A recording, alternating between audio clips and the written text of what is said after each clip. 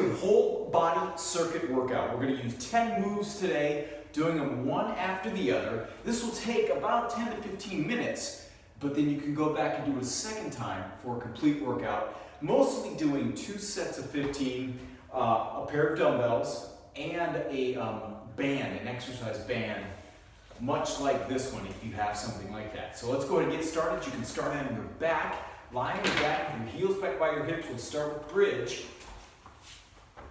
So the setup, heels back by your hips, hands by your side, and 15 hip raises into a bridge. So 15 of these. And again, we'll go through everything once, and then we'll follow it up with a second set. Or you can do that. Well, I'll just go through these, each one back to back to back, all 10 exercises, okay? So 15 bridges, going up and down, 15 of those. And once you get to 15 on the bridges, come down, come onto your side. So we'll do a side plank. So you want your shoulder right over your elbow. You can bend the bottom knee, lift up, side plank, but on top of that, add a little abductioner. So lifting your leg up, try to keep your toe going straight ahead. That shoulder right over the elbow, obviously working the core. You'll feel it on the outside of your hip too. So 15 of these. I'm at like 8 or so right now. And remember to keep that toe, kind of lead with the heel. Keep the toe going straight ahead, 15 on one side. And then we'll switch, 15 on the other.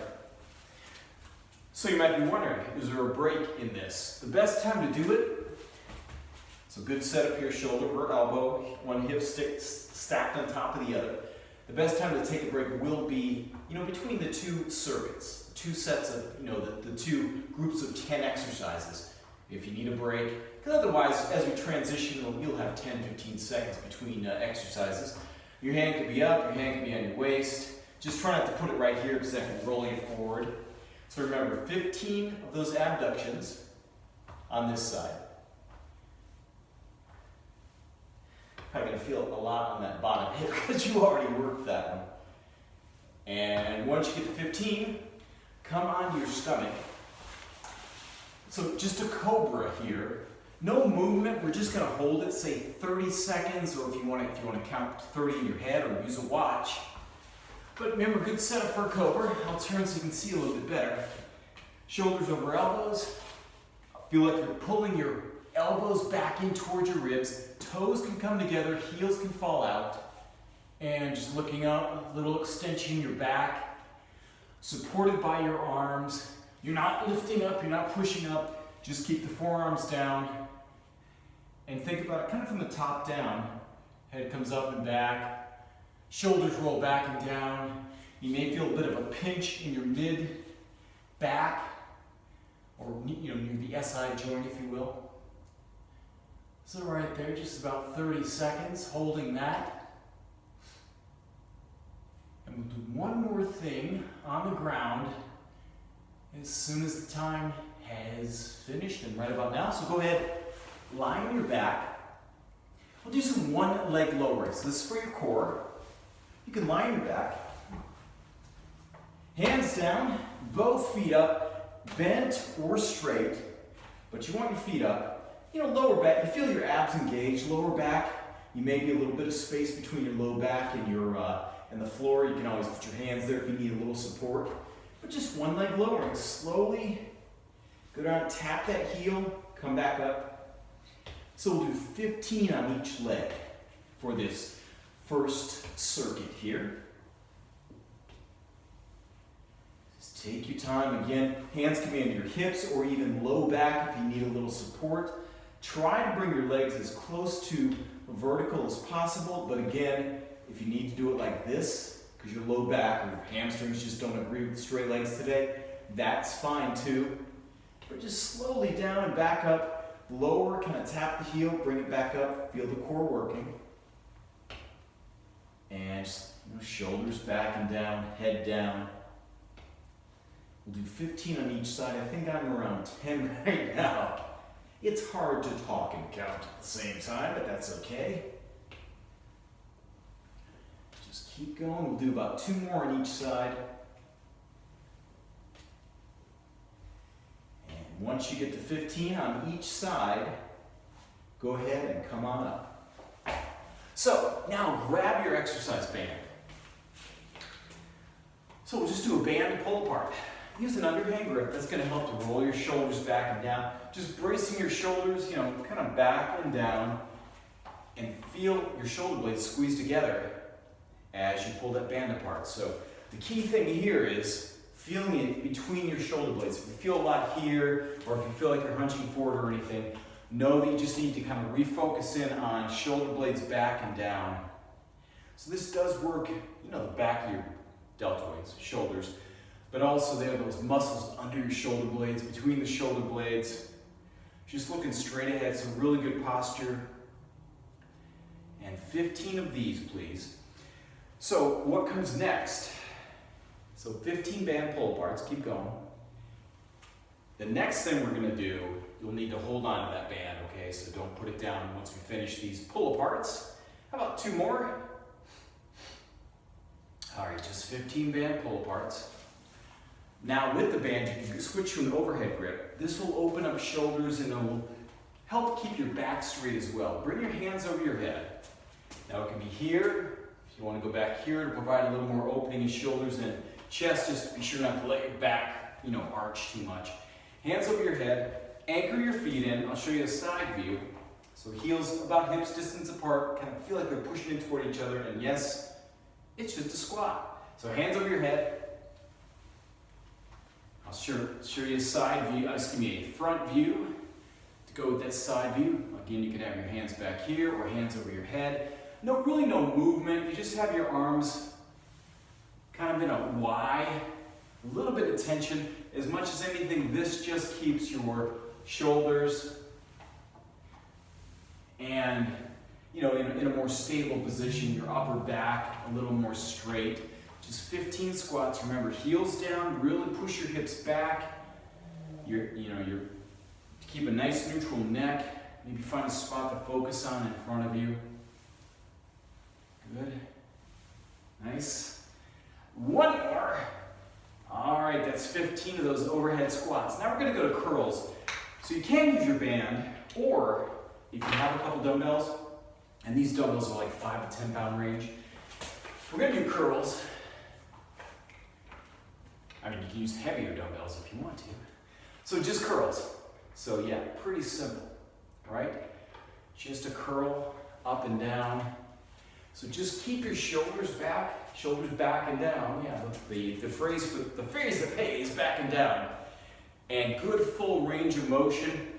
These are not super heavy, but they are super big because they're part of one of those sort of portable, adjustable dumbbell sets. So that's why I'm turning my palms in, and when I curl up, my palms come up. But you can certainly do that too, even if you have smaller dumbbells. But again, just really good posture, looking straight ahead, shoulders back and down, curling. 15 curls. So once we get to 15 curls, if you're not already holding them, grab your heaviest set of dumbbells. So take a rest for a second, but we'll do some bent over alternate arm rows. Now, you want your core tight, you want your back flat. Feet about hips distance apart. So here's kind of a front view on the setup. Side view is what's going to be most important though. Knees can be slightly bent, back flat. Now we're not using a ton of weight, so your back should be fine, but just keep your abs nice and tight. And alternate arm bent over row. Now if your back does bother you at all, you can maybe bend your knees a little bit more. Maybe reduce the amount of weight, or simply switch to a single arm row. Just do with a chair or something under one side to support you, the non-rowing side. But the main thing is, don't let your back round, and don't, excessively extend it either. Just kind of right in between. A nice flat line from your low back, up into your shoulders and along your nice neutral neck, back and forth. Alternate arm bent over row, 15 on each side, as you may have guessed. right, once you get to 15 on each side, hold on to one of those heavier dumbbells. So, we have 2 exercises left. This next to last one, hold it in close, just the dumbbell. Grab the 2 heads of it. Shoulders are kind of back and down, not tense, but just, braced really well. And we're gonna lunge and rotate. Lunge, rotate over that front leg, alternate sides, lunge, rotate over that front. I'll show you a lot of different views. I'm sure you'll do just fine with the lunge, of course. The main thing, just like always, remembering that front heel stays under that front knee. Rotate over the leg that's in front. I just like that a little bit better. Gives you a little more pelvic stability. And honestly, I think it makes your obliques work, your abs work a little bit more. One little thing to think about if you want to, when you land out here in that lunge, think about that back foot, trying to keep the outside of the hip in line with the knee, in line with the heel, okay? So trying to avoid, letting the heel turn in or out when you make that landing. It's a little thing, and of course this should not bother your knees at all. And when you step out, it's just a slight sort of natural forward lean there in the upper body. Don't try to hold this, don't fold forward at all. Of course you know a lot of this, but let's keep going. I guess you can never go over good form too much, can you? Good. 15 lunges each side. That's quite a few, isn't it? Good landing. Remember that front heel. Keep that front heel down even when you get a little bit tired. Drop the hips. I think we're almost 15. One more, please. All right, beautiful. One more thing. No weights required.